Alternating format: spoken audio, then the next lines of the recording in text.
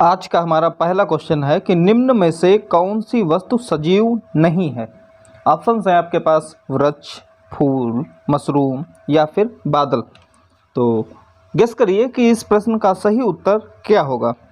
तो आपको बता दें कि बादल जो है ये सजीव नहीं होते हैं। बादल सजीव नहीं होते हैं, इसलिए इस प्रश्न का सही उत्तर ऑप्शन डी हो जाएगा। ठीक है, अब इसका हम डिटेल डिस्कशन करते हैं। तो आपको बता दें कि सजीव क्या है, कि सजीव जो वस्तुएं होती हैं इसमें वृद्धि होती है तथा सजीवों का एक अंतिम काल भी होता है, यानी सजीवों की मृत्यु भी होती है। ठीक है, जैसे आपको बता दें, और सजीव जो है सभी सजीव गति भी करते हैं। ठीक है, सजीवों में प्रजनन भी होता है। ये सब सजीव के ही गुण हैं। सजीव जो है उद्दीपन के प्रति अनुक्रिया भी करते हैं और सजीवों में इंद्रियां भी होती हैं। सभी सजीवों में उत्सर्जन भी होता है और सजीव जो है श्वसन भी करते हैं। अब देखें, जैसे जो चीज़ें हमने बताई हैं, जो कंडीशंस, वो यहाँ पर फॉलो होनी चाहिए। वृक्ष, तो अब देखिए वृक्ष आपने पहले एक पौधा लगाया, धीरे धीरे जब वो बढ़ता जाएगा तो एक वृक्ष बन जाता है, यानी इसका जो साइज है, ठीक है, या फिर इसकी जो कोई भी एक साइज मान लीजिए, तो इसके साइज में क्या हो रही है, एक वृद्धि हो रही है। ठीक, वैसे ही फूल भी, फूल पहले कली होता है, बाद में धीरे धीरे एक फूल बनता है ना। मशरूम भी सेम है जो ऐसे ही है। तो इस प्रश्न का सही उत्तर ऑप्शन डी हो जाएगा। ठीक है, ऑप्शन डी हो जाएगा। तो नमस्कार दोस्तों, मैं Raj Bahadur RR study zone में आपका स्वागत करता हूं। उम्मीद करते हैं जो क्वेश्चन हमने आपको बताया है अच्छी तरीके से समझ में आ गया होगा। अगर ये सेशन आपको अच्छा लगे तो इसे लाइक और शेयर ज़रूर कर दीजिएगा, और अगर अभी तक आपने हमारे चैनल को सब्सक्राइब नहीं किया है तो सब्सक्राइब करके बेल आइकन भी दबा दीजिएगा, जिससे कि आपको अपकमिंग वीडियोज़ के भी नोटिफिकेशंस मिलते रहें। इससे पहले हमने 3 वीडियोज़ अपलोड किए हैं जो एनसीईआरटी बेस्ड क्वेश्चंस हैं, उनका हमने डिटेल डिस्कशन किया है, और उसमें से एक हमारा प्रीवियस ईयर क्वेश्चन का भी सेट है। आप उसको अभी तक नहीं देखा है, अगर आपने तो उसको पहले देख लीजिए और फिर ये सेशन देखिएगा।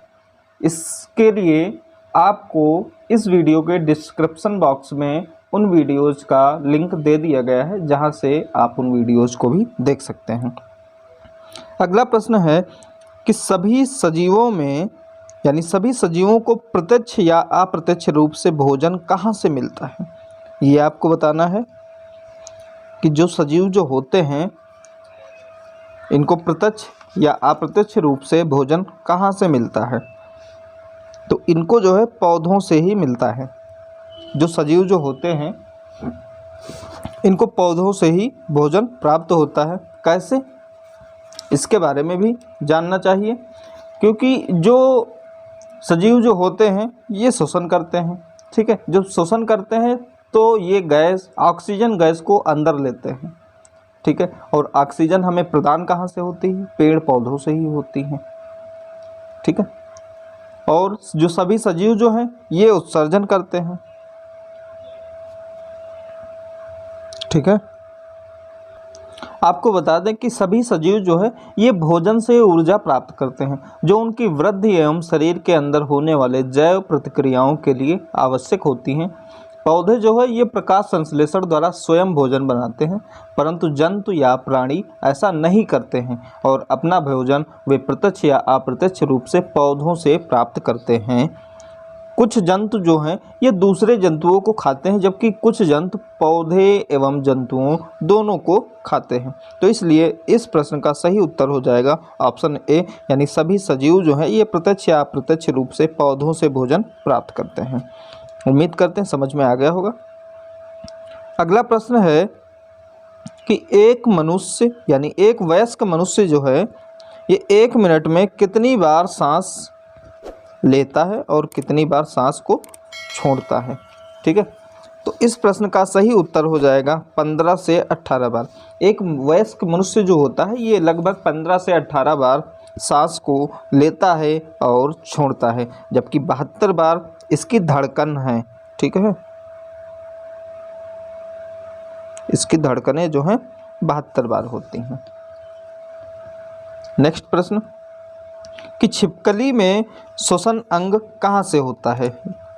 त्वचा, वातक, फेफड़े या फिर गिल? तो जो छिपकली जो होती है इसका श्वसन अंग क्या होता है, गेस करिए। इसका श्वसन अंग फेफड़े होता है, यानी ऑप्शन बी सही हो जाएगा। ठीक है, नेक्स्ट क्वेश्चन से पहले आपको बता दें कि जो फेफड़े द्वारा जो श्वसन करते हैं वो कौन कौन से जंतु होते हैं। इसमें से आपका हो गया फेफड़े से श्वसन करने वाले मनुष्य, शेर, गाय, सांप, छिपकली हो गया और पक्षी। ये सब जो है फेफड़ों द्वारा श्वसन करते हैं। जबकि वातक को ट्रैकिया भी बोलते हैं। ठीक है, वातक को ट्रैकिया भी बोलते हैं और वातक से मक्खी, काकरोच या अन्य कीट होते हैं। यानी वातक से श्वसन करने वाले हैं मक्खी, काकरोच या फिर अन्य कीट जो होते हैं, ये वातक के द्वारा श्वसन करते हैं। उम्मीद करते हैं इतना आपकी समझ में आ गया होगा। नेक्स्ट बताते हैं हम त्वचा से। तो त्वचा से जो श्वसन करता है ये है आपका केचुआ। नेक्स्ट बचा है गिल। ठीक है, तो गिल को बोलते हैं क्लोम और इनसे जो है ऑक्टोपस या फिर मछली, ऑक्टोपस या फिर मछली जो है श्वसन करती है। ठीक है, फेफड़े से जो है फेफड़े या नासाद्वार जिसको वात छिद्र भी बोलते हैं, इससे व्हेल और डॉल्फिन भी श्वसन करते हैं। जबकि फेफड़े और त्वचा से दोनों, यानी फेफड़े व त्वचा से ये जो है मेढक श्वसन करता है। मेढक जो है फेफड़े और त्वचा दोनों से श्वसन करता है, जबकि केचुआ त्वचा से श्वसन करता है। जो केचुए की त्वचा जो है ये आर्द्र और चिकनी होती है। अगला प्रश्न है कि नेक्स्ट प्रश्न है कि पौधों में गैसों का आदान प्रदान कैसे होता है? जड़ों द्वारा, तने द्वारा, फूलों द्वारा या फिर पत्तियों द्वारा? तो आपको बता दें कि जो पौधे हैं ये पत्तियों द्वारा गैसों का आदान प्रदान करते हैं।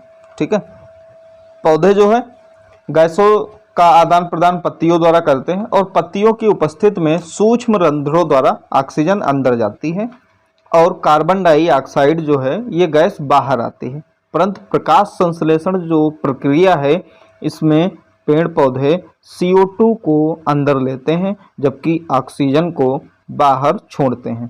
पौधों में प्रकाश संश्लेषण केवल दिन में ही होता है। ठीक है, जबकि श्वसन प्रक्रिया जो है ये दिन और रात दोनों में होती है। जैसे मनुष्य जो है, मनुष्य भी एक श्वसन प्रक्रिया करता है। ठीक है, वैसे ही पेड़ पौधे भी श्वसन प्रक्रिया करते हैं। तो पेड़ पौधे जो हैं ये श्वसन प्रक्रिया इनकी दिन और रात दोनों में होती है, जबकि प्रकृति में पौधे ऑक्सीजन के प्रमुख स्रोत हैं। तो आपसे पूछ लिया जाए कि प्रकृति में ऑक्सीजन का प्रमुख स्रोत कौन है, तो वो आपके पेड़ पौधे ही होते हैं। ठीक है, उम्मीद करते हैं क्वेश्चन आपकी समझ में आ गया होगा। तो नेक्स्ट क्वेश्चन की तरफ बढ़ते हैं। अगर आपको सेशन अच्छा लग रहा है तो इसे लाइक और शेयर भी जरूर कर दीजिएगा। नेक्स्ट प्रश्न है कि जंतुओं का मुख्य उत्सर्जन अंग क्या होता है? त्वचा, फेफड़े, वृक्क या फिर आंतें? तो शायद अभी हमने क्वेश्चन आपको ये बताया है, नहीं बताया है तो फिर से बताएंगे। तो जंतुओं का जो मुख्य उत्सर्जन अंग जो है ये है वृक्क। ठीक है, क्या होता है? वृक्क जो है जंतुओं का मुख्य उत्सर्जन अंग है। ठीक है, आपको बता दें कि जंतुओं में अपशिष्ट जो पदार्थ हैं इनका उत्सर्जन जो है मुख्य रूप से, जो जंतु जो होते हैं इनका उत्सर्जन जो है मुख्य रूप से ये वृक्क हो जाएगा। जंतुओं का उत्सर्जन मुख्य रूप से मल या मल मूत्र से होता है। ठीक है, मल मूत्र के रूप में होता है इनका उत्सर्जन और जंतुओं का मुख्य अंग जो है वृक्क होता है। जंतु अपने श्वास अंगों के द्वारा भी अपशिष्ट गैसों को बाहर निकालते हैं और मनुष्य का जो पसीना है जिसको स्वेद भी बोलते हैं, पसीने को स्वेद भी बोला जाता है। ये एक प्रकार का अपशिष्ट पदार्थ है जो वह अपनी त्वचा के द्वारा बाहर निकालता है और पक्षी बीट के रूप में अपशिष्ट पदार्थ बाहर निकालते हैं। ठीक है, अगला प्रश्न है कि निम्नलिखित में से कौन सा उदाहरण उद्दीपन अनुक्रिया प्रक्रिया को दर्शाता है? काकरोच का रोशनी देखकर छिप जाना, सूरज छिपने के पश्चात फूलों बंद हो जाना, मनपसंद व्यंजन देखकर मुंह में पानी आना, या फिर उपरोक्त सभी। क्या होगा इस प्रश्न का सही उत्तर? इस प्रश्न का सही उत्तर होगा ऑप्शन डी, यानी जो उद्दीपन प्रक्रिया जो है, उद्दीपन अनुक्रिया प्रक्रिया, ये काकरोच का रोशनी में दिख कर छिप जाना, सूरज छिपने के पश्चात फूलों बंद हो जाना, मनपसंद व्यंजन देखकर मुंह में पानी आना, ये सभी प्रक्रियाएं जो हैं। और आपको बता दें कि जब हम गर्म वस्तु को छूते हैं तब हम एकदम अपना हाथ पीछे खींच लेते हैं, तथा छुई मुई यानी जिसको गुल मेहंदी कहते हैं, इसके पौधे की पत्तियों को जब हम छूते हैं तो ये सिकुड़ जाती हैं। ठीक है, तो ये जो प्रक्रियाएं हैं यही उद्दीपन अनुक्रिया प्रक्रिया है। ठीक है, अगला प्रश्न है कि निम्न में से कौन अपने शिकार को पकड़ने के लिए अपनी जीभ का प्रयोग करता है? छिपकली, मेढक, दोनों, या फिर इनमें से कोई नहीं। तो आपको बता दें कि जो छिपकली है और मेढक जो है ये अपने शिकार को पकड़ने के लिए अपनी जीभ का प्रयोग करते हैं। ठीक है, यानी ऑप्शन सी सही हो जाएगा। अगला प्रश्न है कि कंधे और कूल्हे में पाए जाने वाली संधि कौन सी है? ऑप्शन है हिंज संधि, कंदुकखलिका संधि, अचल संधि, या फिर धुराग्र। क्या होगा इस प्रश्न का सही उत्तर? गेस करिए। ठीक है, तो इस प्रश्न का सही उत्तर हो जाएगा ऑप्शन बी, यानी कंधे और कूल्हे में पाई जाने वाली जो संधि होती है इसको कंदुकखलिका संधि कहते हैं। ठीक है, इसमें क्या होता है कि इस प्रकार की संधि में सभी दिशाओं में गति होती है, यानी जिस तरफ हम अपने हाथ को हम जिधर चाहे उधर घुमा सकते हैं। ठीक है, आगे पीछे दाएं बाएं किधर भी साइड में हम घुमा सकते हैं। पैर को भी ऐसे ही घुमाया जा सकता है। ठीक है, जिसमें मूवमेंट हो, जिस ज्वाइंट में आपका मूवमेंट हो रहा हो तो उसको कंदुकखलिका संधि कहते हैं। यह संधि जो है कंधे एवं कूल्हे में पाई जाती है। ठीक है, कंदुकखलिका संधि जो है ये कंधे और कूल्हे में पाई जाती है। हिंज संधि, जिसको जो है कब्जा संधि भी कहते हैं, हिंज को कब्जा संधि भी कहते हैं। इसमें क्या होता है कि इसमें जो है एक ही दिशा में, आपने दरवाजा देखा होगा, गेस करिए, ऐसे आप सोच सकते हैं। कब्जा मतलब आपके यहाँ घर में दरवाजा होगा तो दरवाजे को आप एक ही साइड में खोलते हैं या फिर दोनों साइड में खोल सकते हैं, एक ही साइड में हमारे हिसाब से खोल सकते हैं। तो इस प्रकार से जो हिंज संधि है यानी कब्जा जो संधि है, इस संधि में एक ही दिशा में गति होती है और यह संधि कोहनी एवं घुटने में पाई जाती है। अगला है अचल संधि। अचल संधि क्या हो? अचल संधि, अब देखिए अचल संधि आप अगर हिंदी में पहुंच जाएंगे तो आप इसका मतलब समझ सकते हैं। अचल यानी जो चल ना सके, यानी इस प्रकार की संधि में कोई भी गति नहीं होती है, ये हमारे सिर में पाई जाती है। ठीक है, अगला है धुराग्र संधि। धुराग्र को हम खूंटी भी बोलते हैं, ऊपर लिख रहे हैं, यानी धुराग्र को हम खूंटी संधि भी कहते हैं। इसमें क्या होता है कि इस प्रकार की संधि में ऊपर नीचे दाएं बाएं आगे पीछे की गति होती है। यह संधि हमारे सिर व गर्दन में होती है। जो खूंटी संधि है यानी जिसको जो है धुराग्र कहते हैं, ये सिर व गर्दन में पाई जाती है। ठीक है, उम्मीद करते हैं इतना समझ में आ गया होगा। चलते हैं अगले प्रश्न की तरफ। अगला प्रश्न है, ये आपको बताना है कि निम्नलिखित में से कौन से कथन सत्य हैं।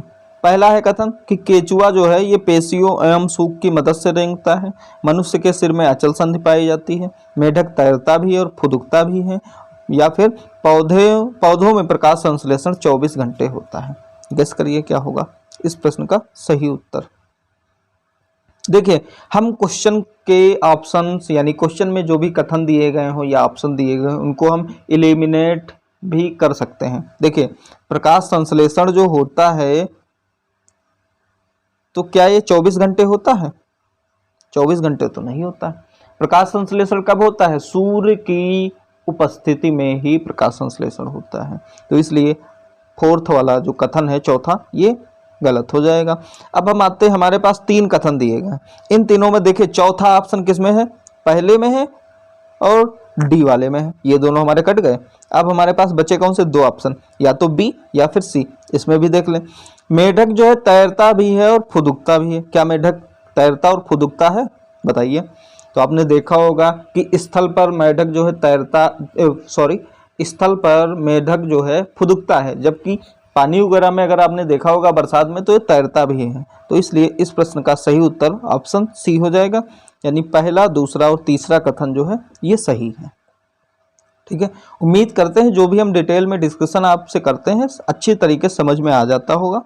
अगर आपको सेशन अच्छा लग रहा है तो इसे आप लाइक और शेयर जरूर कर दीजिएगा।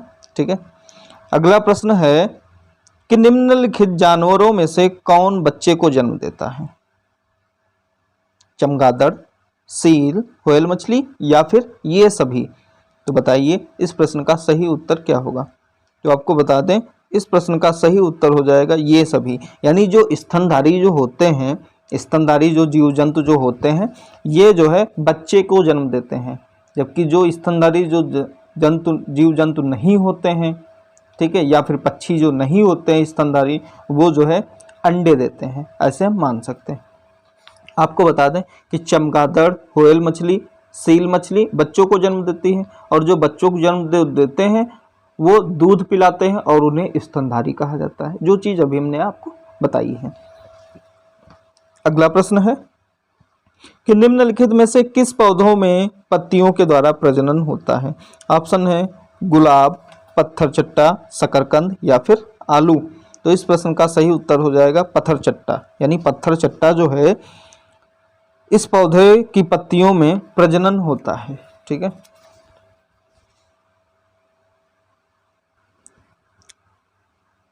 अगला प्रश्न है आपके सामने कि कौन सुमेलित नहीं है?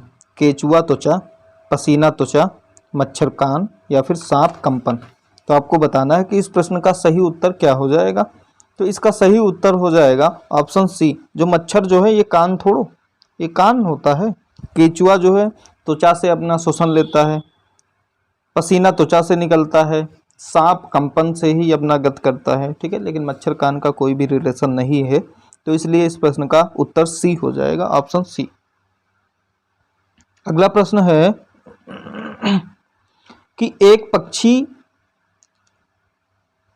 यानी पक्षी जो है ये एक ही वक्त में 2 अलग अलग चीजों को देख लेता है, क्योंकि वे अपनी गर्दन को घुमाते हैं, इनके सिर के दोनों तरफ आंखें होती हैं, या इनके आंखों की पुतली घूम सकती है, या इनकी आंखें छोटी होती हैं। आपको बताना है कि इस प्रश्न का सही उत्तर क्या होगा। तो इस प्रश्न का सही उत्तर हो जाएगा ऑप्शन बी, यानी जो पक्षी जो है एक ही वक्त में 2 अलग अलग चीज़ों को देख सकते हैं, क्योंकि इनके सिर के दोनों तरफ आंखें होती हैं। तो इसलिए इस प्रश्न का सही उत्तर ऑप्शन बी हो जाएगा। अगला प्रश्न है कि मनुष्य की कोहनी और घुटने में कौन सी संधि पाई जाती है? कंदुक खलिका संध, हिंज संध, अचल संध या फिर धुराग्र संध। तो शायद अभी हमने इस प्रश्न का आपको उत्तर बताया था, इसमें जो है हिंज संध पाई जाती है कोहनी और घुटने में। अगला प्रश्न है कि मनुष्य के सिर यानी खोपड़ी की अस्थियां गति नहीं करती हैं, क्योंकि इनमें कौन सी संधि पाई जाती है? अब देखिए, अभी हमने बताया था जो गति ना करे यानी अचल हो जाता है, जो चल ना सके। तो मनुष्य के सिर की खोपड़ी में अचल संधि पाई जाती है, क्योंकि ये गति नहीं करती है। अगला प्रश्न है कि निम्न में से कौन से जानवर अपने क्षेत्र को अपने मल मूत्र की गंध से पहचान लेते हैं? कुत्ता, शेर, बाघ या फिर ये सभी। तो इस प्रश्न का सही उत्तर हो जाएगा ये सभी, यानी कुत्ता, बाघ, शेर जो है ये अपने मलमूत्र की गंध से अपने क्षेत्र को पहचान लेते हैं। अगला प्रश्न है कि निम्नलिखित में से कौन सा कथन असत्य है? गलत कथन को आपको चूज करना है कि कौन सा गलत है। सभी जीव जंतु अपने भोजन का निर्माण स्वयं करते हैं। पौधे जब सांस लेते हैं तब ऑक्सीजन गैस अंदर लेते हैं। व्हेल और डॉल्फिन स्वच्छ वायु लेने के लिए समय समय पर समुद्र से बाहर आते हैं। या फिर सांप जो है फेफड़ों से सांस लेते हैं। तो आपको बताना है कि कौन सा इसमें कथन गलत है। तो आपको बता दें कि जो सभी जीव जंतु जो होते हैं ये अपने भोजन का निर्माण स्वयं नहीं करते हैं, ये स्वपोषी नहीं परपोषी होते हैं, ये दूसरों पर निर्भर होते हैं। ठीक है, इसलिए पहला ऑप्शन यानी पहला कथन गलत है, तो ऑप्शन ए वाला सही हो जाएगा। अगला प्रश्न है कि निम्नलिखित में से कौन सा कथन सत्य है। सत्य कथन को आपको पहचानना है कि पौधे अपने अपशिष्ट पदार्थों के उत्सर्जन के रूप में बाहर निकालते हैं। पौधे अपने अपशिष्ट पदार्थों को ऐसे भाग में इकट्ठा कर लेते हैं कि जिससे उनको हानि न हो, या फिर उपर्युक्त दोनों, या इनमें से कोई नहीं। तो इस प्रश्न का सही उत्तर ऑप्शन सी हो जाएगा, क्योंकि पौधे जो है ये अपने अपशिष्ट पदार्थों को उत्सर्जन के रूप में बाहर निकाल देते हैं, और पौधे अपने अपशिष्ट पदार्थों को ऐसे भाग में इकट्ठा कर लेते हैं कि जिससे उनको हानि ना पहुंचे। तो इसलिए इस प्रश्न का सही उत्तर ऑप्शन सी हो जाएगा।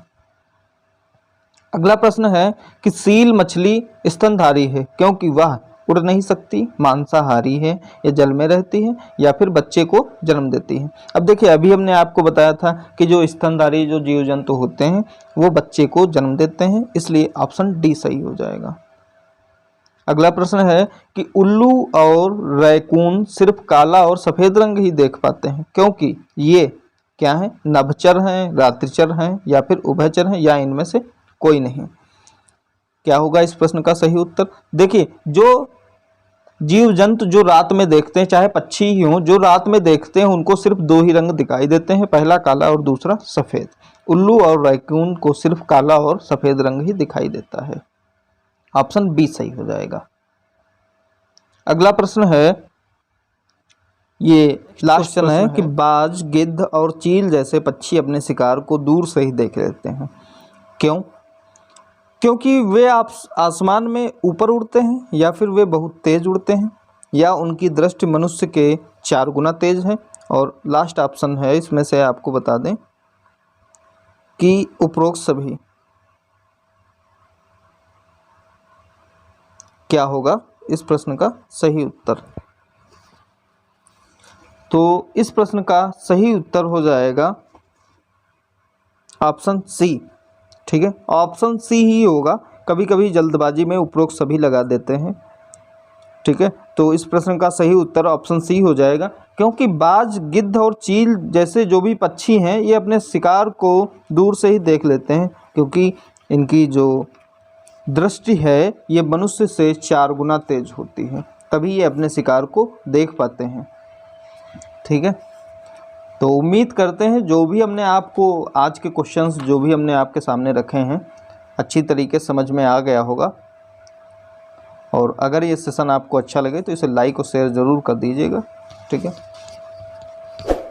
और अगर अभी तक हमारे चैनल को आपने सब्सक्राइब नहीं किया है तो सब्सक्राइब भी कर लीजिएगा।